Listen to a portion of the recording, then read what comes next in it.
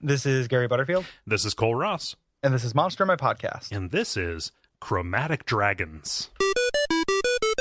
There's a monster in my podcast. Yeah, this is all of them. Yes. And so we had to cruise through it's kind of weird because there's not very much that's different about them, but we need to hit all of the individual notes. Right. So we're covering 5 monsters here. So this may be an action-packed, double-stuffed episode of this show.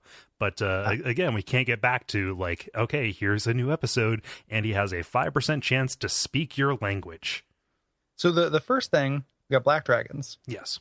These are swamp jerks. They're dipshits. They're dumb. Dumb swamp jerks who like really like it when they're surrounded by the smell of rotting vegetation. Yes, and in fact, all of their special age abilities are kind of geared toward kind of like terraforming their area around them. Yeah, corrupting like Spike in the Punch, summoning swarms of insects, which they like. For some reason. Charming reptiles. I love that. You get so old, and you're just like, okay, well, I can make this fucking Gila monster, carry my laundry. Yeah.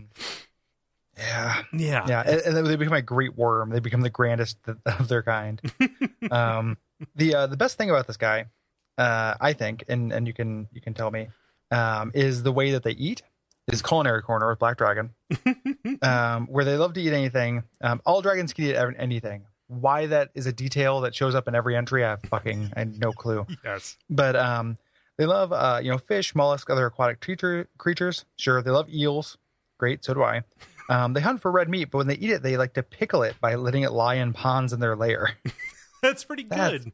That's I love that idea. Like, because again, just like grasping for adventure hooks for these things because there's not very many of them. Right. But coming around and like seeing this pool of black dragon acid, because that's what they breathe, and then just having all these like other adventures floating in it pickled. Mm-hmm. Like that's good. Yeah, no, I mean, Black Dragon grew up during the during the Depression. Just every fall he has a little canning party. Yeah, every part of the dwarf. And then if you draw the black dwarf from the pool, you have to be the DD. Yeah, you're a designated driver. Back from the swamp. Blue Dragon is a lightning desert boy. Yeah, I like a blue dragon. Yeah. He's we should talk about the illustrations too. The same person did all of these. Yeah. Up until the end. And like it's Workman Joe, it's not Tony DiTerrelsi, but they're not bad. No, they're pretty good looking dragons. And if you told me, like, put a gun to my head and said, draw like 20 distinct looking dragons, I wouldn't be able to do it, but he does a really good job. Right. However, I'm going to say something controversial here. I never need to see another drawing of a dragon. Oh, that's terrible. Fuck you. What do you mean? I don't know. They don't do much of anything for me. Dragons are pretty cool, dude. I don't know. I don't know if I can get on. I can't follow you. Okay, this is a road you must walk alone. I'll walk alone. It's fine. Yeah. Okay. You call into the line. Vote 1 for dragons are cool. Vote. Text 2236. I like the idea of dragons. I don't need to see another drawing of a dragon. Those ideas seem contrary to me. Oh, okay. I like something that I think is really cool. Like I like seeing drawings of it. I would be very sad if I never saw another drawing of a dragon. Oh, okay. Like, and it's fine. I respect your values and your whatever the Cincinnati sickness you have about dragons is. I understand it's not your fault where you were born, but indifference. Yeah, I don't understand like the meat sauce in your blood that turns you against my boys. My boys, my scale boys, my dragon boys. Yeah. The other little detail that we didn't mention is their parenting. Oh, every once in a while you'll get like a little parenting detail. Yes, they're capricious parents. Yes, these guys are actually good parents. Yes, blue dragons are good.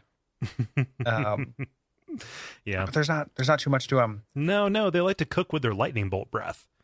Yeah, they cook. Most of them cook with their breath. Spoiler. It's like their primary use because they get to do it once a day. So you figure there's a sunk cost thing. It's like Netflix of air, where it's like, all right, I have a copy of Grizzly Man. I gotta watch it. It's taking up that spot in the queue. The green dragon, he's a rude boy. Yeah, this guy's real rude. Yeah. Even though he mostly eats plants. Yeah, I know, right? But he's just like a really obnoxious somebody's real up in your face about his dietary choices. Nobody, he's a dickhead vegan. Even though he'll eat elves. Mm-hmm. I never really thought about that, but if you eat day. humans, like you're no longer, like you can't be a vegetarian who eats humans. I think as long as you only eat a vegetarian, you're fine.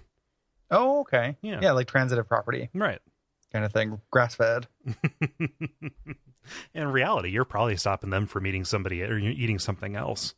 Yeah. So it's fine. That's 100% true. This guy breathes chlorine gas. I love that. Somebody like on the staff in 1970s TSR was having some real war flashbacks. Yeah. And they designed this guy. Yeah. So here comes the green dragon swooping over a trench. Yeah. Yep. Well, we used to have trench warfare until they introduced the dragons. Oh, of course. And then that changed everything. Changed everything. It made war much more efficient. Mm-hmm. But World War I was really the old world giving way to the new. Yes, the Dragon World. The Dragon Wars. Everybody remembers the Dragon Wars. Yeah. Have you ever seen Dragon War D-War? No, I've heard the Flophouse on it. Oh, it's real special. There's a lot of the movie is I don't know if they talk about this on the Flophouse episode, is about the etymology between a dragon and an emoji. Yep. It's so much like something like 20% of the dialogue in the movie is about differentiating giant dragon worms, like snakes versus actual dragons that look almost the same. We must tell the world about the dragons of our culture. Yeah. It's real good. It's a good movie. Also it's called Dragon War : D-War. Yep. That's so good. Yeah. God, do I love that name. Douchebag : D-bag. D-boy. Yeah. Dragon boy. Dragon bag. Yeah. But these green dragons, they're very unpleasant, even more so than others, and they hate hill giants. Again, all of this is just turf war.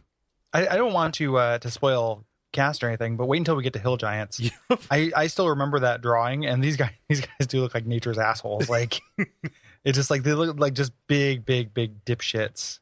Because we'll have to have Giant Week too. Oh yeah, Giant Week will be a thing, and they look like real serious, like the kind of dipshit that you would know, like a relatable dipshit. Hill giants, relatable dipshits. Yep. Red Dragon is the classic dragon. Yeah, they could have just replaced all those texts with Smog. Yeah, he's Smog. He's on the cover of like the D&D first edition box, right, etc. And guess what? He's kind of a dickhead, like all of them. Yep. Yes. Like the evil dragons, I think these are the worst batch. Yeah. Of these guys, like they get more interesting. I think the gem dragons are actually pretty great because those guys are real goofs. Yeah, it's a real shame that those gem dragons were like relegated to like Monster Manual 3. Yeah, those guys they just didn't show up. Nobody wants to spend any time with them. They keep on slipping to worse ESPNs.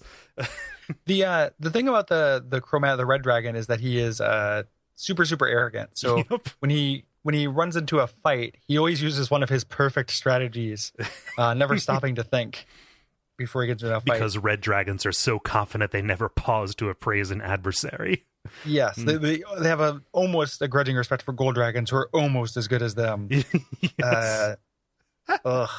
I love their culinary corner. Their favorite food is a maiden of any human or demi-human race. Sometimes the dragons. Same, dude.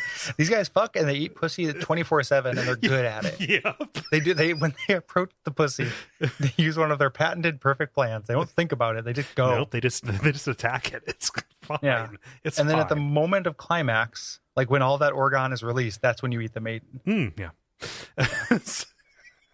That's so gross. Me and dragons are simpatico, dude. I'm telling you. Baddragon.com. Yeah. Sometimes you say daddragon? No, bad dragon, but also Dad Dragon. You know, in a way, this dragon dildo is kind of beautiful. Yeah. See, I don't like dragons enough. I like dragons just up to the line of owning a dragon dildo for display, but I haven't crossed it. But I mean, if you had if you took like if somebody were to gift me one, if someone were to send, what's the PO box called? I'm just kidding. PO box 27105, Cincinnati, Ohio. Even if you did, I mean, I actually really don't know what, because that is a goofy gift, but then just like, here, put this in your butt. Yep. 45227. I don't know how I would explain this to a doctor. Nothing goes in my body that I couldn't explain to a doctor. Yeah. Yeah. Oh, I can explain to a doctor. I'd be like, I wanted to touch my prostate, dude. Well, I've got this podcast. You're not doing good enough. Your examinations haven't been thorough enough, dog. But yes, they will engineer an entire village around delivering them maidens, which is I mean, it's a tried and true adventure hook, you know.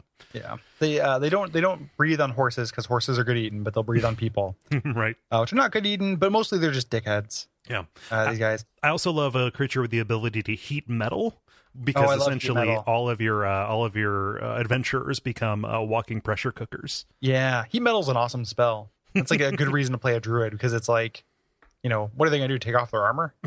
It's like 6 dudes and an hour to take off medieval armor. Right. And finally here we have the white dragon, the fucking simpleton of them. The snow dork. Yeah. Edward Snowdork over here. Yep, he's a snow goon.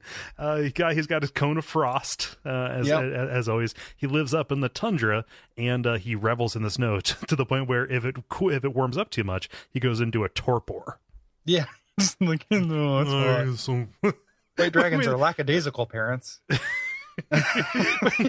Wait a minute. I think I have a lot in common with the white dragon, because when it warms up, I become lethargic. I do too. If you took that part of the white dragon and then mixed it with everything else that's true about the brass dragon, which we'll get to, then you get me, I think. Like you mix me between those two boys. Is that confirmed from your MySpace quiz results page? Oh, okay. Like, which one are you? Yep. Yeah. I have to see if the dildo fits. You must have quit. Well, if it works.